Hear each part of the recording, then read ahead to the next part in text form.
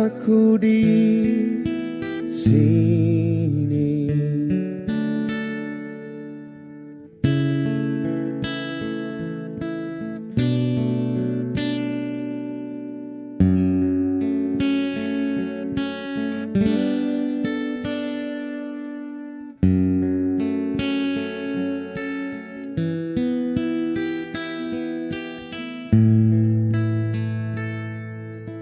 Waktu kan berlalu,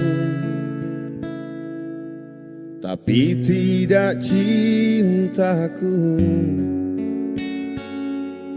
Ia mau menunggu untukku, untukmu.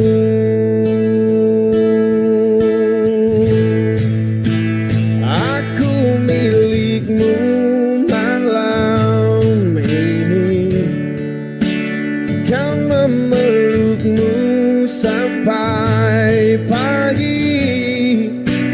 Tapi nanti bila ku pergi, tunggu aku di sini. Dan aku milikmu malam ini, kan memelukmu sampai pagi. Tapi nanti bila ku pergi, tunggu aku di sini. Tunggu aku di sini. Tunggu aku di sini.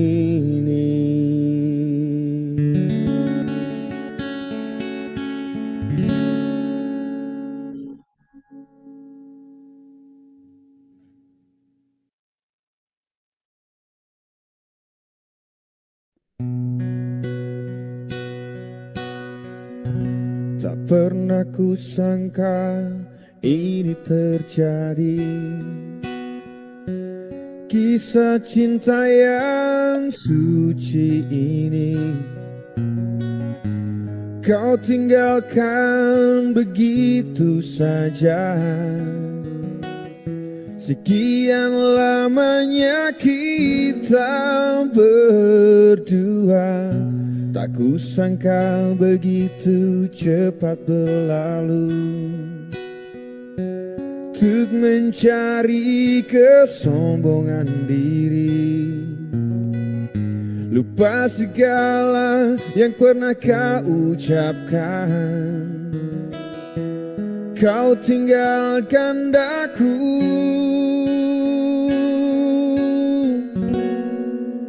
pergilah kasih, kejarlah keinginanmu.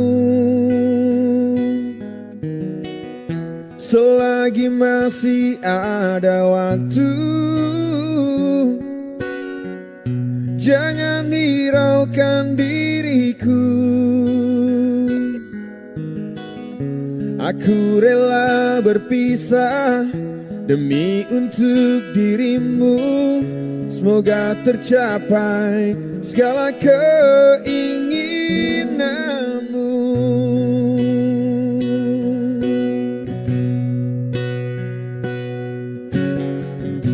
Tak kusangka begitu cepat berlalu. Untuk mencari kesombongan diri, lupa segala yang pernah kau ucapkan. Kau tinggalkan daku, pergilah kasih, kejarlah keinginanmu. Selagi masih ada waktu, jangan hiraukan diriku. Aku rela berpisah demi untuk dirimu. semoga tercapai segala keinginanmu.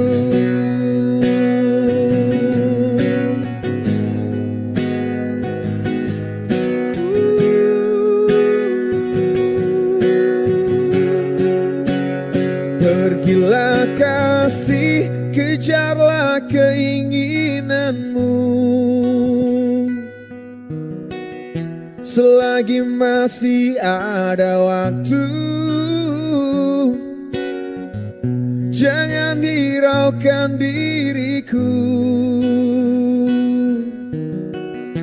Aku rela berpisah demi untuk dirimu. Semoga tercapai segala keinginanmu. Kejarlah keinginanmu.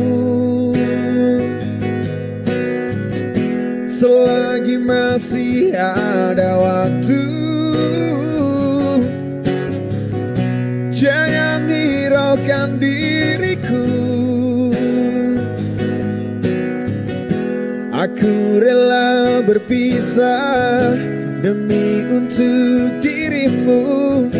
Semoga tercapai segala keinginanmu.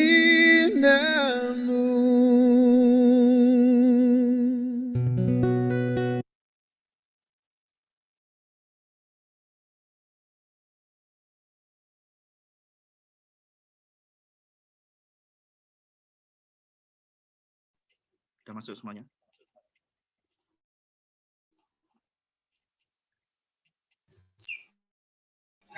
Masih kurang kayaknya, Pak.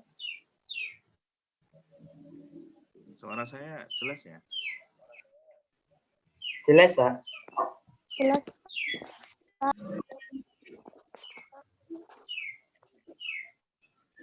Baik, kita mulai aja. Nanti yang terlambat gabung atau mungkin sinyalnya jelek nanti akan saya upload di e-learning supaya tetap bisa mengikuti ya. Baik, kita mulai.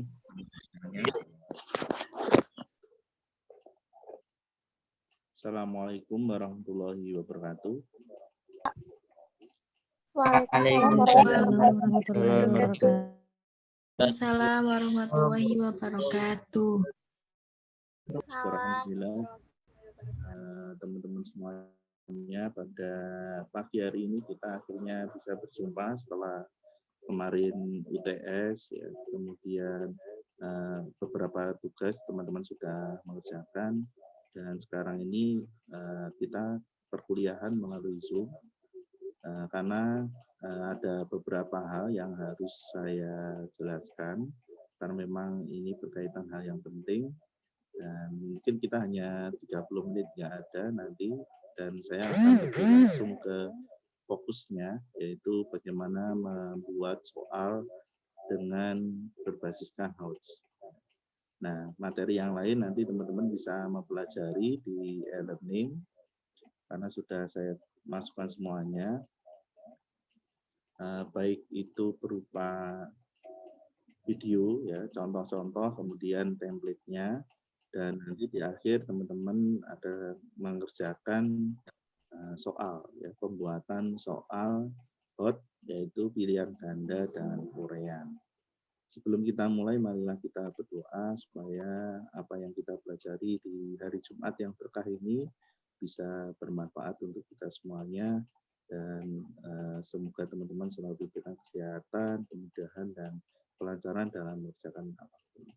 Berdoa dipersilahkan. Berdoa selesai. Teman-teman, ada beberapa hal yang harus kita diskusikan pada siang hari ini. Nanti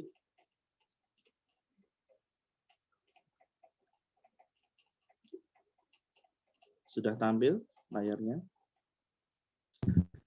Kita akan membahas tentang bagaimana penilaian pada mata pelajaran pendidikan Pancasila dan kewarganegaraan jenjang MI dan SD. Nah, di bagian awal ini sebenarnya konsep saja, nanti teman-teman bisa mempelajari lebih lanjut ya, ada video pendukung juga yang ada di e-learning yang sudah saya masukkan.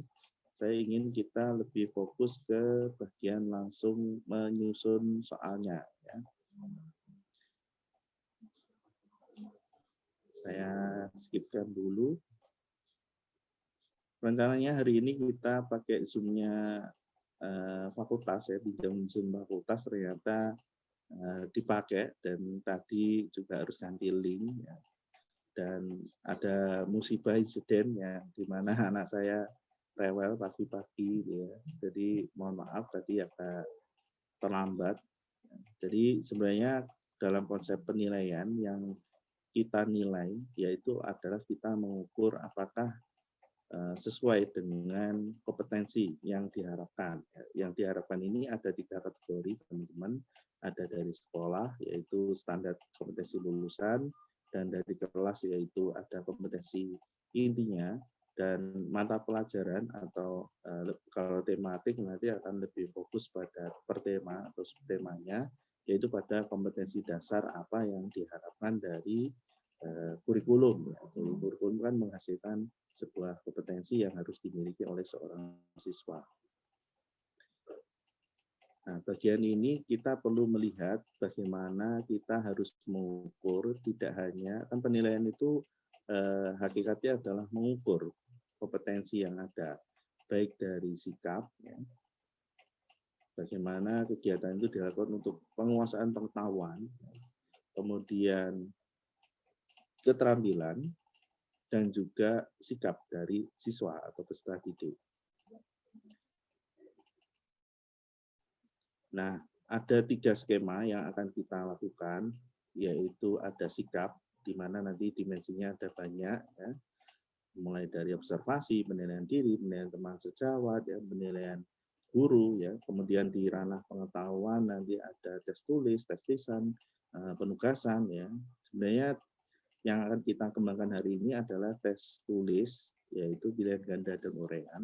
Sebenarnya tes tulis itu ada banyak, ada menjodohkan, ada melengkapi, ada silang, ya. Tapi kita lebih fokus pada 2 ini karena memang kecenderungan sering digunakan.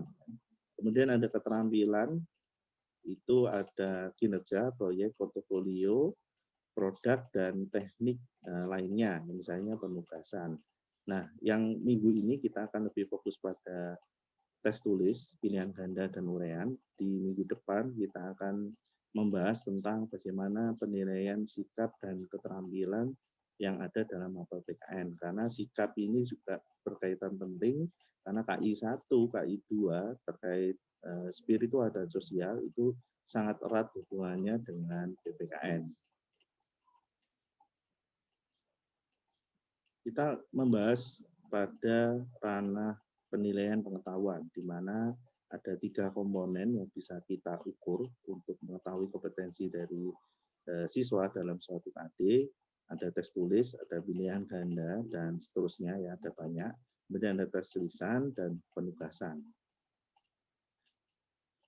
Kemudian ada keterampilan, ya, yang tadi seperti yang saya jabarkan, saya skip, kita langsung kepada praktek dan juga remedial, ya, misalnya nanti penugasan atau tes tulis itu tidak mencapai kriteria ketentuan kriteria minimal, maka siswa itu harus kita lakukan remedial untuk perbaikan supaya mencapai dari kompetensi yang diharapkan. Seperti yang teman-teman lakukan di setiap pertemuan itu kan pasti saya ada kuis yang di mana teman-teman harus mengulang sampai lulus, sampai harus bisa supaya bisa mengikuti pada pertemuan selanjutnya. Maka remedial ini juga penting, ya. Nanti kita di tahap akhir juga akan praktek bagaimana mengembangkan remedial.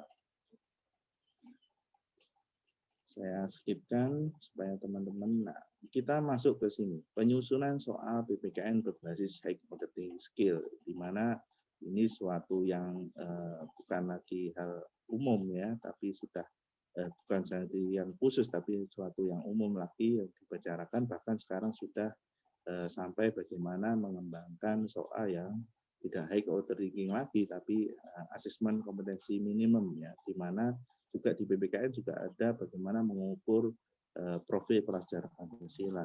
Nah, bagaimana itu nanti kita akan pelajari di pertemuan selanjutnya. Kita lebih fokus pada pengetahuannya.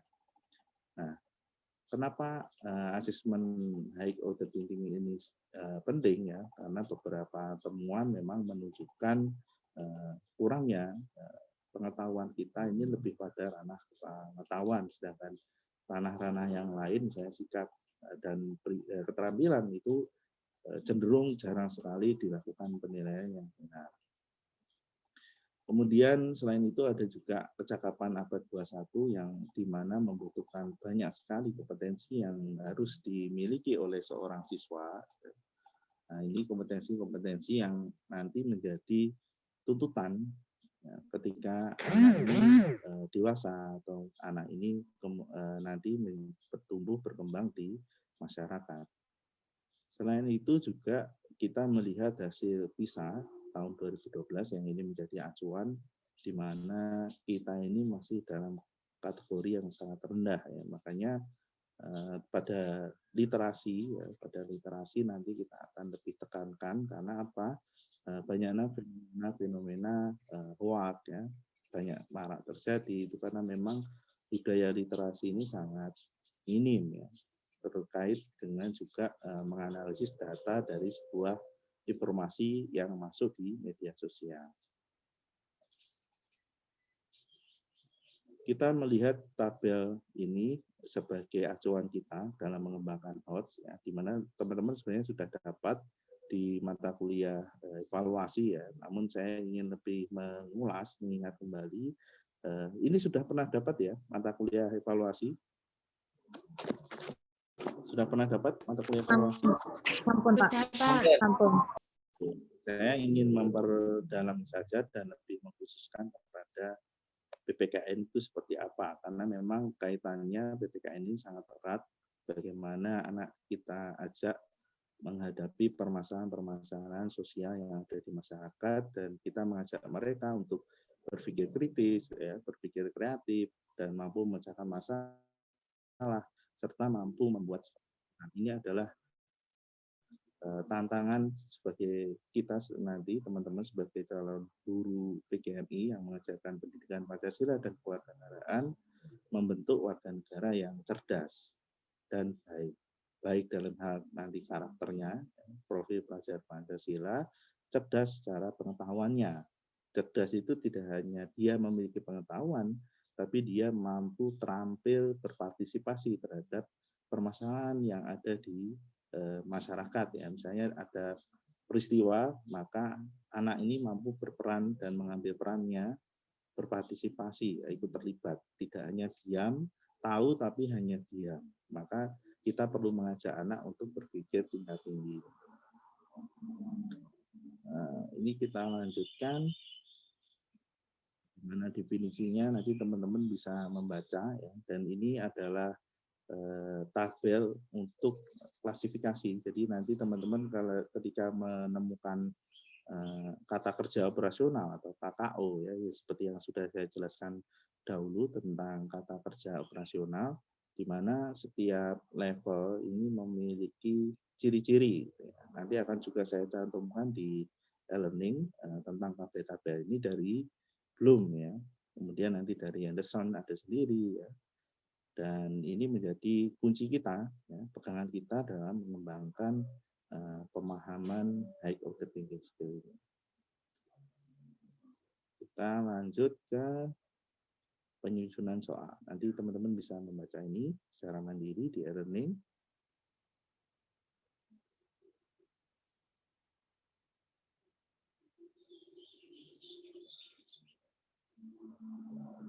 Nah, yang menjadi acuan ya, atau pedoman dalam mengembangkan high order thinking skill, teman-teman tentu masih ingat tentang bagaimana high order thinking skill itu sebenarnya adalah mengembangkan soal yang kontekstual atau yang sangat berhubungan dekat dengan kehidupan anak atau sehari-hari anak. Jadi kita ketika membuat alur pembuatan, kita tahu bahwa dalam perencanaan dalam sebuah silabus atau RPP itu kan menekankan bagaimana alur dari dari SKL, ya, kemudian dari SKL, kemudian dari standar kompetensi lulusan yang ingin dicapai dari sekolah, kemudian ke ranah kompetensi inti atau yang dicapai oleh kelas ya atau dalam skup kelas, kemudian ke ranah yang lebih kecil lagi, yaitu melalui ranah bagaimana mengembangkan sesuai dengan mata pelajaran yang nanti akan turun menjadi IPK, ya, IPK atau indikator pencapaian kompetensi yang nanti turun menjadi pembelajaran. Nah, mulai dari mendesain, mulai dari mengembangkan media pembelajaran, bagaimana membuat perencanaan, itu turunan dari IPK. Namun IPK pembelajaran ini apakah sudah sesuai, apakah sudah mengacu KI ya, atau mengacu kepada KD, maka kita perlu mengukurnya, yaitu melalui penilaian. Nah, penilaian ini yang akan melihat menggunakan indikator soal. Dan indikator pencapaian kompetensi tentu berbeda, teman-teman. Jadi nanti kita akan bagaimana membuat indikator soal ini sampai dengan selanjutnya, sampai dengan ke nanti rumusannya adalah bagaimana menghasilkan SKL ini. Oke, kita lanjut ke slide selanjutnya.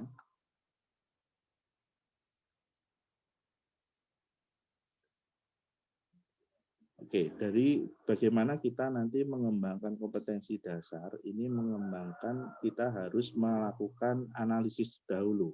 Ya. Melakukan analisis dari KKU, dari KD-nya. Kita bisa melihat dari KKU-nya, kategori hot atau lots ya. Kita nanti teman-teman mengembangkan, mencari KD yang sekiranya hot yang bisa kita kembangkan. Sebenarnya lots pun juga bisa kita kembangkan menjadi soal yang hot. Kemudian kita kembangkan menjadi sebuah indikator, ya, sebuah indikator soal. Kemudian setelah itu kita menyusun kisi-kisinya. Dari kisi-kisi nanti kita menggunakan form kisi-kisi soal agar mempermudah ya. Kemudian merumuskan stimulusnya. Jadi stimulusnya apa? Karena high order thinking selalu berkaitan erat dengan stimulus yang digunakan. Baru nanti setelah kisi-kisi soal ada, kemudian stimulus ada, baru kita membuat penulisan soal menggunakan form kisi-kisi. Jadi form kisi-kisi ini menjadi penting juga. Kemudian pedoman perskoran ini sangat penting untuk nanti kita bagaimana ketercapaiannya itu menggunakan uraian ya. Misalnya contoh-contoh soal uraian itu kita membutuhkan namanya pedoman skoran. Misalnya menjawab pertanyaannya A, jawaban siswanya adalah A1, maka dia mendapat peroleh skor berapa?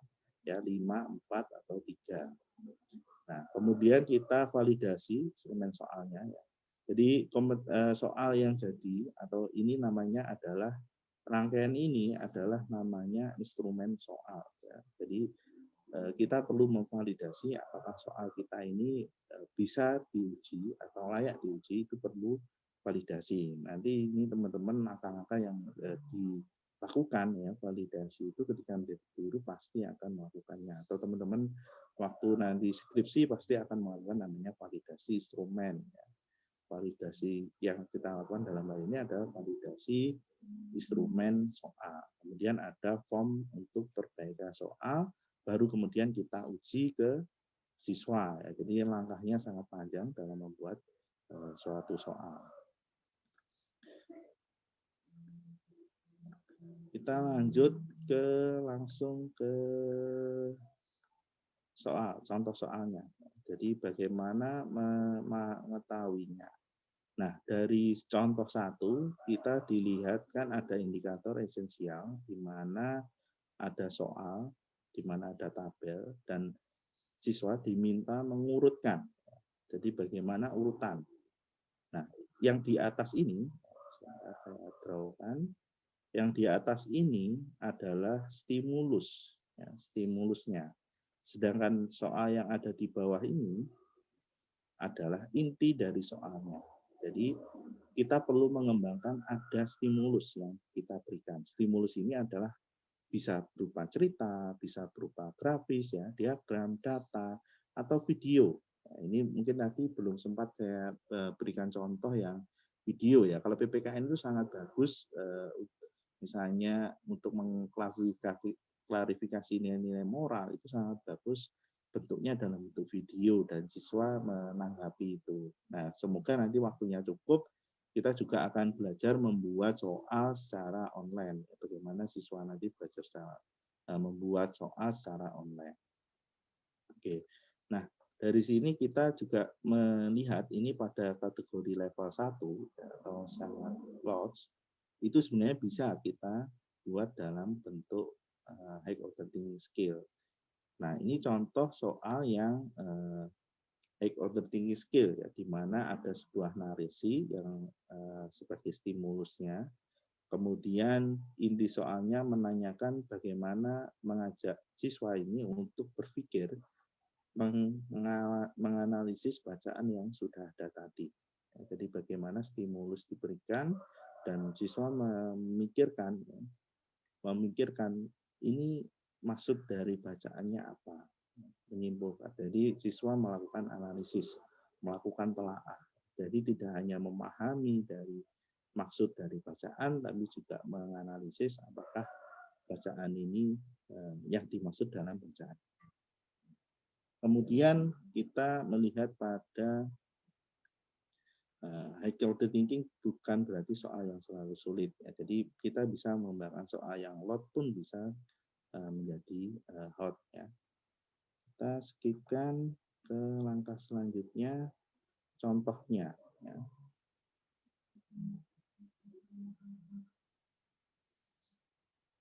Nah, kita akan mengembangkan ini. Mulai dari langkah pertama, teman-teman akan melakukan analisis kompetensi dasar. Jadi begini cara menganalisisnya, dari KD, kemudian kita tentukan level kognitifnya. Kita perlu melihat KKU-nya, ya. KKU itu di mana? KKU itu di sininya. Ya, jadi KKU-nya ya. KKU-nya ini apa?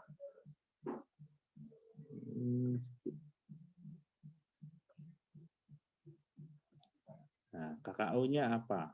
Jadi KKU-nya di sini apa? KKU-nya apa?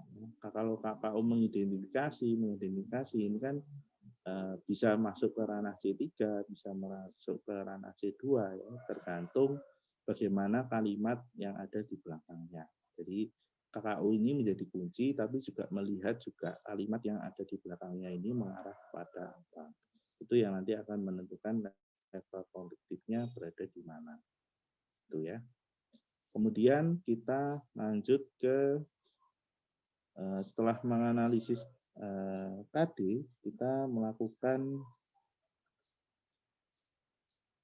pemetaan, ya. Melakukan pemetaan yang pemetaan indikator. Jadi indikatornya ini kita petakan, kita dari KD-nya kita kembangkan menjadi indikator soal. Jadi indikator soal itu kata-katanya pasti disajikan makna, ya, disajikan simbol. Kata kuncinya nanti ada di slide depan, ya, di slide sebelumnya tadi. Jadi ada kata kuncinya yang teman-teman nanti bisa digunakan. Misalnya disajikan sebuah peristiwa atau disajikan sebuah cerita, disajikan sebuah video. Ya. Itu adalah indikatornya. Nah, peserta didik ini diharapkan apa? Ya. Jadi peserta didik ini diharapkan untuk menentukan contoh perilaku kehidupan sehari-hari. Ini adalah indikator inti yang ingin diharapkan, dan ini adalah stimulusnya. Jadi disajikan sebuah cerita. Nah, cerita ini peserta didik diharapkan mampu melihat. Jadi indikator itu gabungan dari stimulus dan kompetensi yang diharapkan apa. Kemudian kita ke langkah yang ketiga, yaitu membuat pemetaan stimulusnya. Jadi bagaimana, kalau tadi kan indikatornya langsung menjadi satu, ya, di stimulusnya ini kita pecah. Dasar stimulusnya apa? Ya, tadi ya, disajikan makna, ya, disajikan simbol, disajikan contoh, disajikan video, ya. Kemudian kemampuan yang diuji ini apa? Menentukan apa, menentukan apa, menentukan apa. Nah, tahapan berpikirnya apa? Memahami, menelaah, mengidentifikasi. Nah, jadi kita menaikkan level kognitifnya ke tahap yang lebih tinggi, ya, di tahap pemikirannya. Kemudian pada kisi-kisi kita kembangkan dari kompetensi dasar, dari materi, kita turunkan dalam indikator soal tadi, kemudian kita tentukan level kognitifnya, dan bentuk tesnya apa, pilihan ganda ya, atau urean. Nah, di AKM itu bisa jadi soal itu beragam teman-teman ya. Jadi di AKM itu tidak melulu misalnya setiap tes itu hanya pilihan ganda, tapi ada beragam, bisa jadi benar salah, bisa jadi urean, bisa jadi menjodohkan ya. Jadi di AKM itu nanti akan semakin beragam. Nah, setelah kisi-kisi, kita membuat langkah yang keempat, yaitu membuat kartu soal. Nah, template-nya nanti sudah ada di e-learning, jadi teman-teman tinggal isi, ada identitas, ya, kemudian ada kompetensi, materi, indikator soal, ada kunci jawaban, kalau memang itu pilihan ganda, ya, ada nomor, ada